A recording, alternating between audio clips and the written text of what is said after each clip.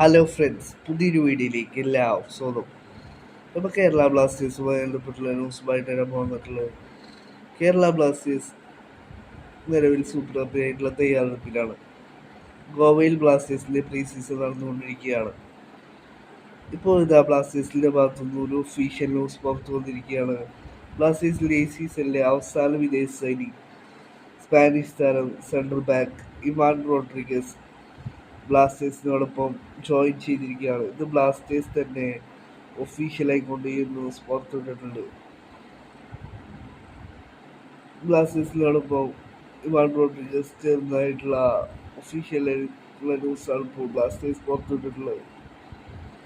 ഈ മാസം 30-നാണ് ബ്ലാസ്റ്റേഴ്സിൻ്റെ സൂപ്പർ കപ്പിലെ ആദ്യ മത്സരം വരുന്നത്.